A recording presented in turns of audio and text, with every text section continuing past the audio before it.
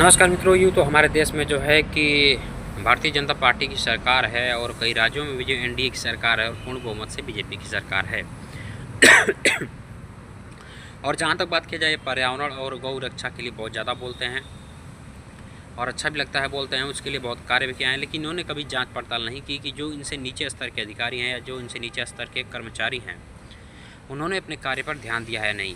यदि हम गौशालाओं की बात करें तो ऐसे बहुत सारे गौशाला से वीडियो आती है जहाँ गाय तड़प तड़प के मर रही है, जहाँ गायों के पास बहुत ज़्यादा कीचड़ है, उसमें सो रही है, ना उनके पास खाने को एक दाना है, ना पानी है, चारा है, कुछ भी नहीं है। वहाँ के देख रेख करने वाले वो सारे पैसे जो है हजम कर जाते हैं। इसके लिए सरकार को सख्त से सख्त नियम और कानून बनाने चाहिए कि चारा कितना आ रहा है, कहाँ से आ रहा है। इसके लिए सरकारी दुकानें खोलने की आवश्यकता है। ये मेरी सरकार को सजेशन है।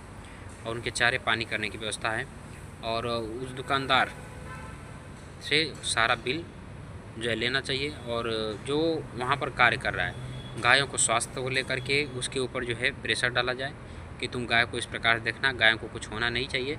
तमाम तरीके के ऐसे बिल बनाने की ज़रूरत है, वरना इस तरह गाय मर रही हैं, बहुत पाप लगेगा।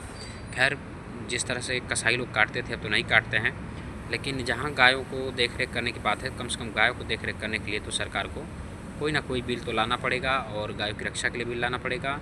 और जो गौरक्षा जो गौशालाएँ बनी हैं इनको देखने के लिए अच्छे लोगों को रखना पड़ेगा। अगर ऐसे ही लोग रहे तो गायें भूखों मर जाएंगी।